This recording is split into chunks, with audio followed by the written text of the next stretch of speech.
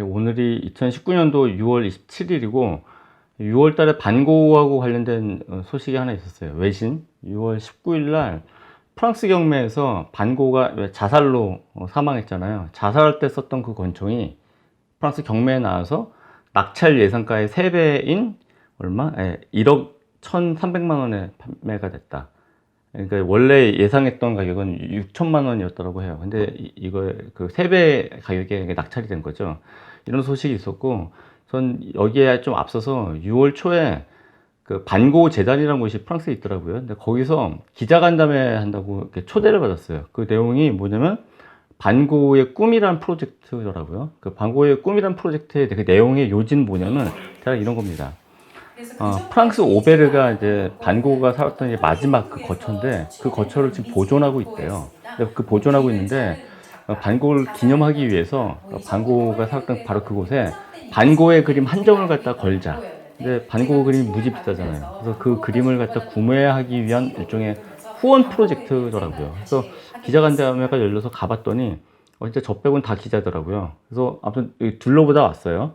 신경민이랑 국회의원도 축사를 하러 그 자리에 오셨고, 반고재단의 한국 사무소가 있는데 거기 대표께서 저를 그 프랑스 그 대표한테 인사를 시켜서 그 프랑스 대표가 저한테 이런 그 열쇠를 선물을 했습니다. 이게 뭐냐면 반고가 살았던 그 마지막 오베르 집 있잖아요. 그 집을 여는 그 열쇠의 카피본이래요. 그래서 이게 한 몇천 개 정도 카피본이 있나 봐요. 그래서 제가 하나 받았어요. 그럼 다시 그 반고의 그 자살총 경매 얘기로 이제 넘어가죠.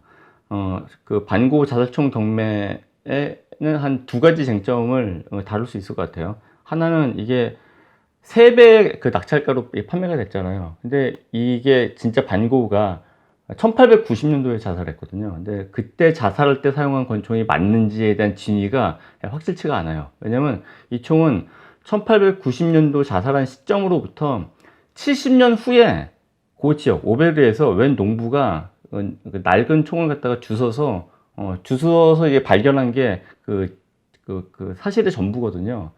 그래서 이 경매사 측에서도 이게 반고의 자살총인지에 대한 진위는 확실치가 않다. 다만 1890년대 자살했을 때랑 이 총의 그 연대, 그러니까 한 50에서 한 80년 전 총으로 이게 검증이 된다라고 해요. 그래서 그 시기가 일치하고 발견된 지역이 오베르이기 때문에 반고가 자살할 때 사용했던 자살 권총일 가능성이 좀 높다라고 일단 얘기를 한 거예요. 그럼에도 불구하고 가격이 낙찰 예상가의 3배인 2억이 넘게 팔린 거죠. 근데 이런 거에 대해서 또 마침 그 반고 재단에서 이렇게 어떤 예술가의 비극을 상업화했다라고 이렇게 성명을 발표했더라고요. 근데 이렇게 이상한 물건들이 경매에 나와가지고 고가에 판매가 된 사례는 아주 여러 개 있습니다. 근데 한 두 가지만 사례를 좀 들어보죠. 그 리하비 오스왈드라고 존 F 케네디 암살범이 있잖아요. 근데 그 암살범이 그 끼고 있는 그 결혼 금반지가 있어요. 그 금반지가 2013년도에 판매된 가격이 11만 8천 달러. 우리나라 돈으로 1억 3,640만 원. 무지 비싸죠. 이 가격에 팔렸다라고 하고, 그 엘리자베스 2세, 엘리자베스 여왕 있잖아요. 그분이 결혼을 1947년도에 했는데, 1947년도에 그 결혼식 때, 그 행사 때 만들어진 그 케이크 있어요. 근데 그 케이크의 한 조각, 그게 어떻게 보존됐는지 모르겠는데, 그게 2013년도에 경매에 나와서 영국 돈으로 672파운드에 팔렸다고 합니다. 근데 이건 우리나라 돈으로 아무튼 80만 원 하는 거죠. 반고 자살총 경매에 대해서 한번 짚고 넘어가야 될 건 한 두 가지인 것 같아요. 제가 볼 때. 하나는 어떤 역사적 기록에 대한 그 중요함이고요. 상대적으로 우리나라가 그런 역사적인 기록에 굉장히 소홀하기 때문에 이 반고 이 총 같은 경우는 진위가 확실치 않음에도 불구하고 농부가 발견한 그 권총이, 낡은 권총이 반고가 사망하는 시점하고 유사하기 때문에 아주 꾸준히 보존을 해온 거 아니에요. 그걸 보존하다가 2016년도에는 그 암스테르담에 있는 그 반고 미술관에서 이 총이 전시가 된 적도 있다고 하더라고요. 그러면 그 총에 권위가 주어지는 거죠. 근데 우리나라에서 사람을 죽인 총으로 되게 유명한 총이 하나 있어요.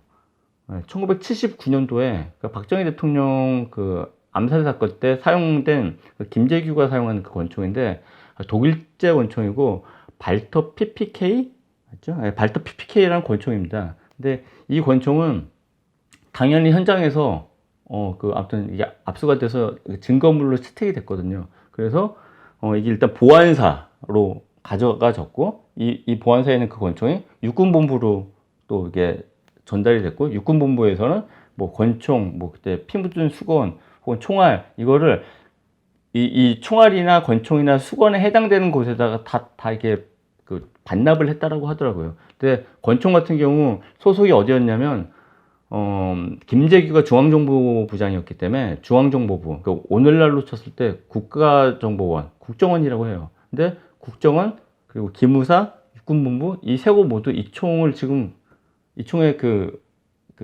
위치를 지금 알지 못해요. 그래서 최종적으로 넘겨받은 그 국정원에서는 그 기사에 따르면 국정원 관계자는 문제의 총기는 없는 것으로 확인됐다라고 알려왔다라고 하더라고요. 우리나라가 진짜로 기록 문화에 정말로 소홀하죠. 진위가 확실치 않은 이 반고 자살총이 2억 넘는 가격에 판매가 됐잖아요.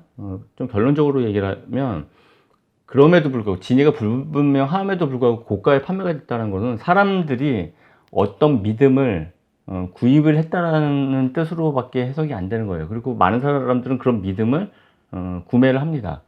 그러니까 어떤 집단적인 어떤 믿음이 사실 이게 진실이 되는 경우가 굉장히 많잖아요. 근데 그 진실의 대상이 고가의 경매품일 경우는 그 경매품에 대한 그 믿음을 구매하게 되는 거죠. 끝으로 결론. 좋은 사건이건 나쁜 사건이건 기록은 좀 간직하자.